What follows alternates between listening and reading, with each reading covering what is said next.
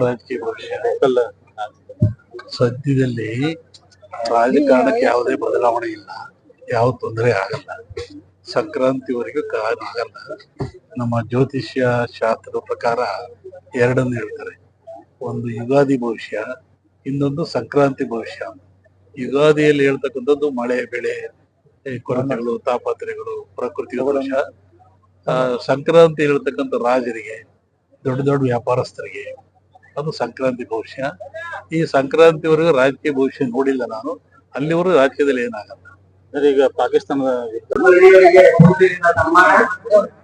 ಈ ವರ್ಷ ವಾಯು ಸುನಾಮಿ, ಜಲ ಸುನಾಮಿ, ಭೂ ಸುನಾಮಿ, ಅಗ್ನಿ ಸುನಾಮಿ ಎಲ್ಲ ಕಡೆ ಇದೆ. ಹಿಮಾಲಯ ಗೌರಿಶಂಕರ ಶಿಖರ ಶಿವಶಿವ ಎಂದಿತ್ತು, ಹಿಮಾಲಯ ಸುನಾಮಿ ಆಗ್ತದೆ, ಅದು ಡೆಲ್ಲಿಗೆ ಬರ್ತದೆ, ಎಲ್ಲ ಕಡೆ ಅರ್ತ್ಕ್ವೇಕ್ ಆಗ್ತದೆ, ಮಳೆ ಜಾಸ್ತಿ ಆಗ್ತದೆ. ಜಗತ್ತಿನ 3-4 ಜನ ರಾಜಕೀಯ ಮಹಾ ದುರಂತರು ಅಪಮೃತ್ಯು ಹೊಂತಾರೆ, ಎಲ್ಲ ದೇಶಗಳು ತಲ್ಲಣಗೊಳ್ತವೆ.